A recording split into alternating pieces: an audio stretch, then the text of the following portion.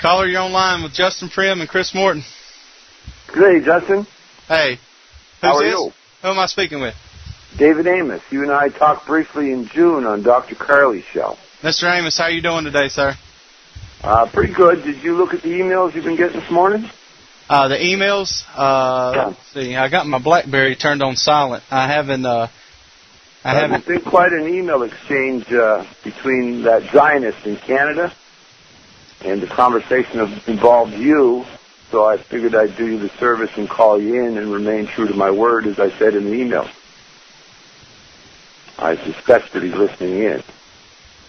Now what are we talking about, Mr. Amos? Refresh my memory, man. When I get doing my show, man, I'm 100% locked in on this. Well, as you know from my conversation with Dr. Carley back in June, I was involved in the Bernie Madoff matter. Oh, okay. All right. Okay, it's coming back to me now. Yeah. What's going on? And Dr. Carley had me on for a couple hours, and then her girlfriend come up to Canada for protection. Yes, sir. Okay. Mary Ann.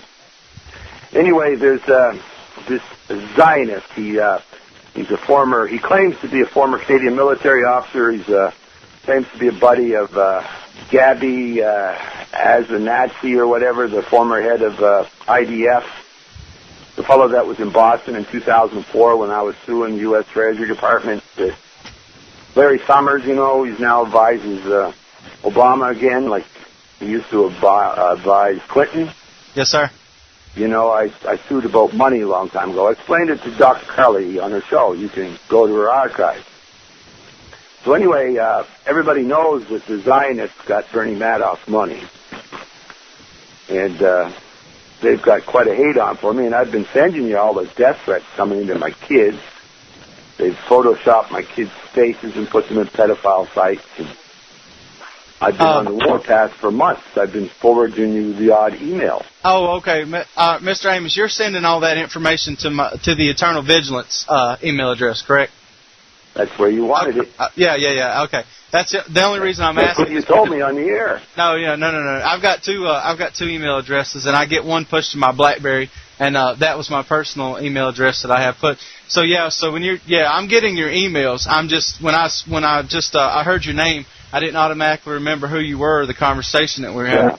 Well, anybody listening in, it doesn't matter what religion they have. I'm not a religious man myself, but people are certainly entitled to it. It's all about ethics and integrity, and lots of folks like St. Augustine will tell you where truth lies. It comes from within. To thine own self be true. I like quoting Shakespeare. But anyone of any side of the fence, be they religious or not, or political or not, Republican, Democrat, it's irrelevant. I strongly suggest that they all go to Baconfat 53, make it one word, BACONFAT 53, .blogspot.com, and see what he writes about Dr. Carley, about you folks, Justin. Look what he says about me. Look what he says about everybody. And look how he's pounding on the drum for war with Iran. Yes, sir. It's not my words, Justin. It's his. Now, anybody can threaten to kill me, and I merely laugh at them. As you know, the Secret Service came to my home in 2003, tried to take me to Guantanamo Bay. Do I sound like I'm in Guantanamo Bay?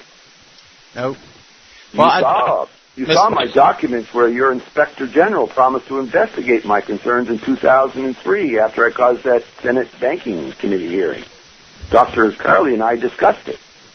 Well, Mr. Amos, let me ask you a question. Would you be willing to come back on a different show and discuss these things? Because I've got Chris Morton on the line, and I promised him an hour. Well, as you know, Justin, I've been homeless for 4 years. I don't even have a phone. I'm calling on a poor man's dime right now. Oh, are you? Yes. When I talked on Dr. Carley, I explained to her I was leaving the farm, and did so. I'm only house sitting here for the weekend. They're trying to kill me, Justin. Read your emails. I just signed in right now. It's not about selling something. You can review what I said in June to Dr. Carley. That young fella, Alexander S. Jones, after I talked on Dr. Bill Deagle's show in April 7th, he's the guy that introduced me to Jane Burgermeister 3 weeks later. Oh, really? Did you read the email exchange between us and Jane Burgermeister before the Who flu broke out?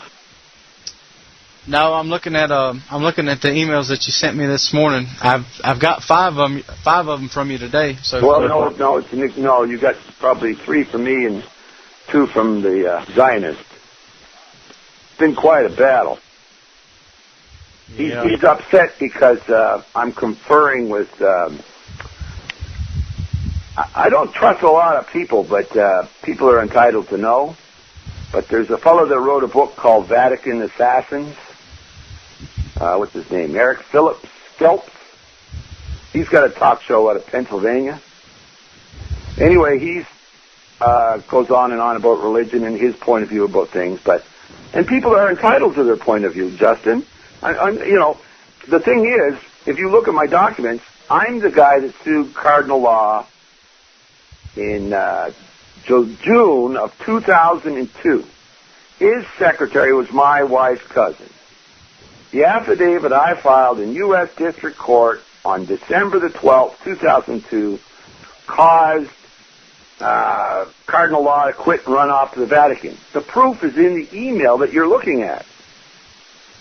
Look at page 134. You can see the court date stamp. You can look at the news where Cardinal Law quit and ran off the next day.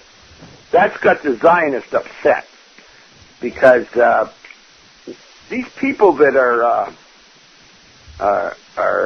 trying to rule over us, you can call it New World Order, you can call it Illuminati, you can call it whatever you wish, but it's just greedy people trying to get it all, in my opinion. I don't disagree with that, Dave. They're not of any particular faith. Well, the only thing they have in common is the root of all evil. Well, the love of money. Let me ask Chris about this. Chris, now, are you still there, Chris? Yes, I am. All right. Well, as far as all the different faiths goes, I do believe that there's a lot of evil people. I'll let you go. I believe that there's a lot of evil people that are operating, but I think they do operate under some different belief systems. Mr. Amos just hung up. He said he was going to go ahead and let us go. So, but yeah, we'll get back to what you were talking about, Chris. I mean, he actually left on a great touching point, which is that the people in the world who we would consider evil, those who are selfishly motivated, those who really want to build a mountain at the expense of others, those are not the top level of the pyramid. Those are the unwitting pawns of beings that exist, for lack of better terminology, but just so you understand, within the dream sphere, within the intangible world. And they quite frankly live through perpetuating different conflict. But it doesn't have to be conflict necessarily.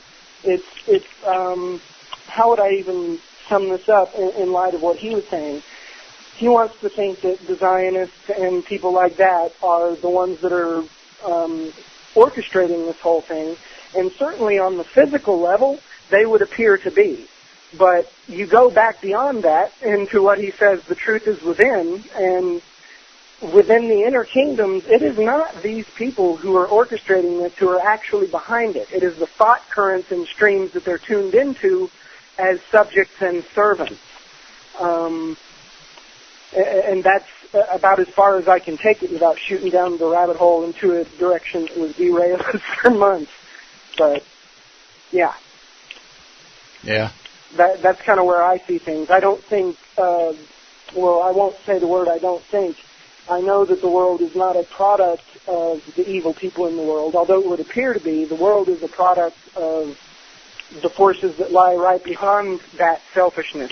Those forces are not concerned with dominion. Those forces are not concerned with greed in the way we know it. I mean, certainly you could argue that taking energy from the life forces below it would be greed in one sense, but they're really interested in sustaining themselves, much like we eat cows, pigs, and chickens. And the methodology is only ruthless because of the way we've set things up here on Earth for ourselves.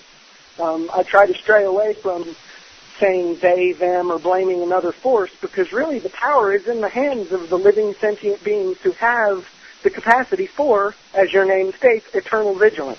They just flip that switch off and become subject to any force that wants to siphon their energy, be it an idealism, be it anything.